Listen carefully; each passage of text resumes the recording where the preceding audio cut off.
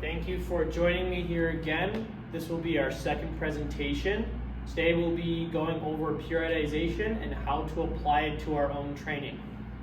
Again, my name is Evan Christofferson. I'm an assistant strength and conditioning coach at Blount High School, along with being an exercise science major here at Minnesota State University Moorhead, and I intern in the weight room here as a coach.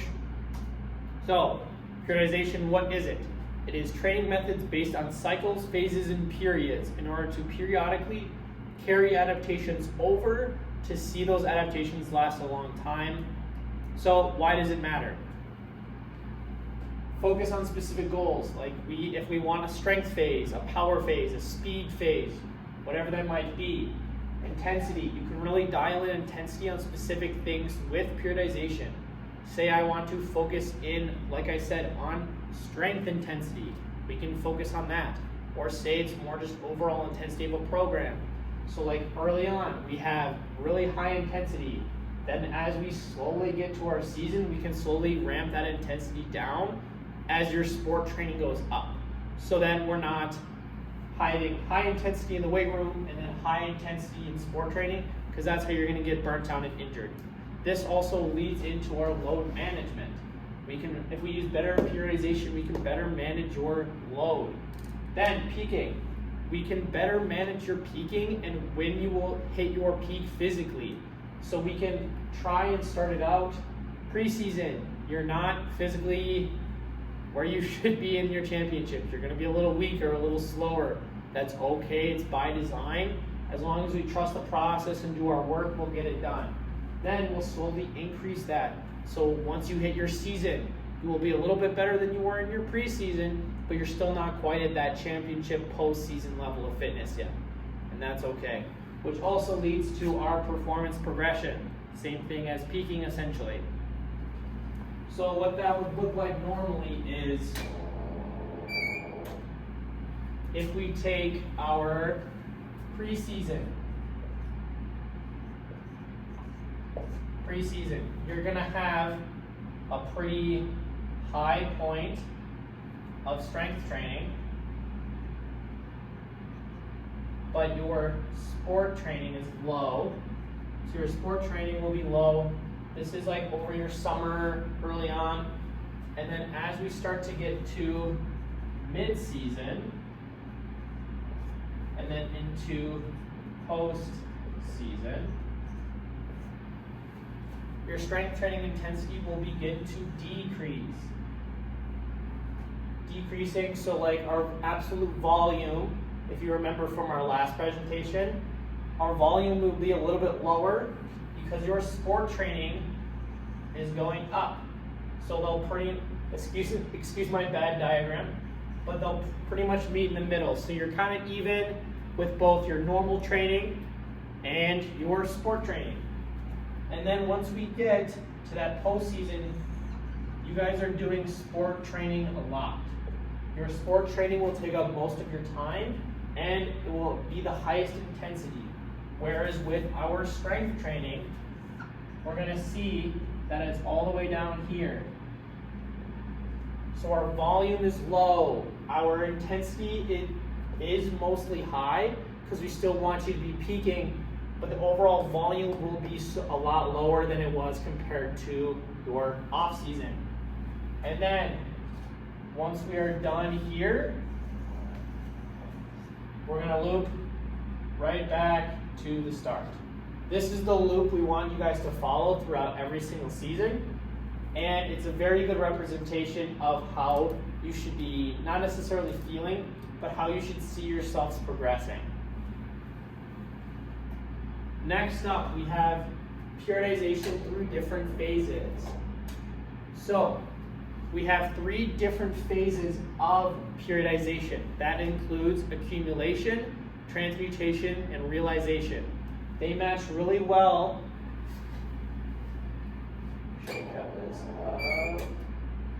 This matches really well with our preseason, mid-season, and postseason. Separate these a little bit more.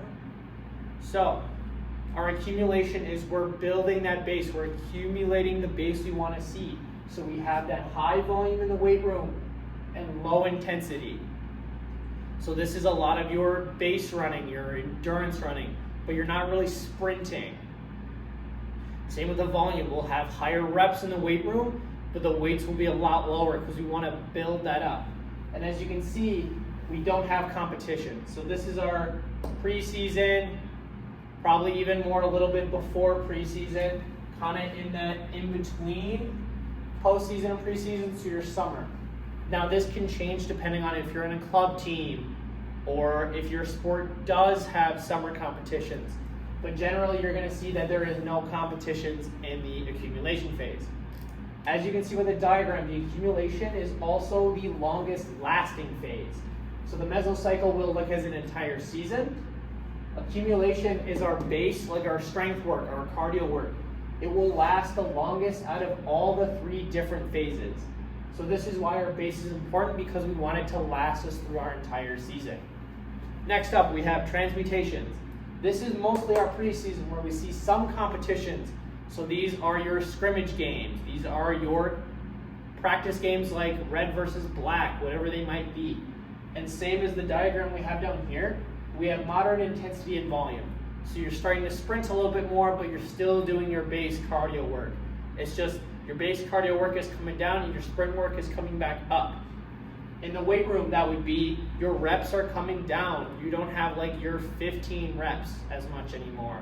You're starting to get to like your 10 or 8s, but your like intensity of your weight is still coming up again, but it's not quite where peaking is or like your PR numbers.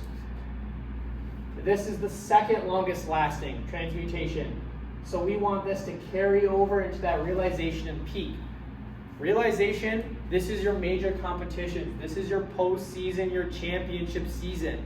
This is when the volume is low. We're doing reps of 1 to 3 typically, but our intensity is really high. So we're hitting those big numbers. We're hitting those PBs.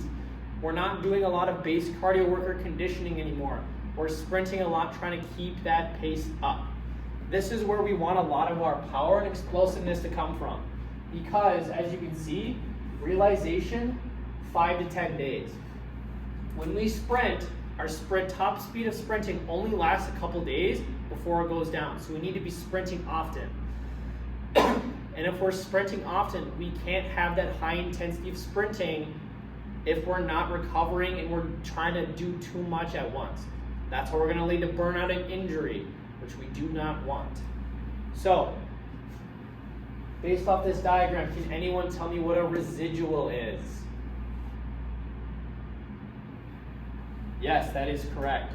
So a residual is the amount of time you can hold on to an adaptation before you start to see that decline. So same with, so we have our residuals.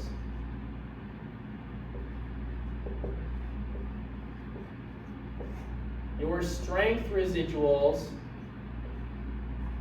will last the longest. Your high explosiveness will not last as long. So if we're sprinting, we need to be sprinting probably bare minimum once a week if we're trying to get to that realization peak, so that you guys are as explosive and have your top end speed as much as possible for your games.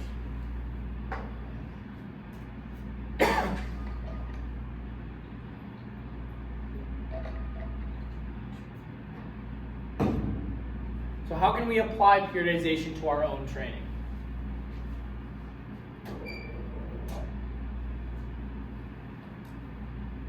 Our conditioning that we do. Our conditioning is a part of our preseason mostly, but we will continue into our midseason as well.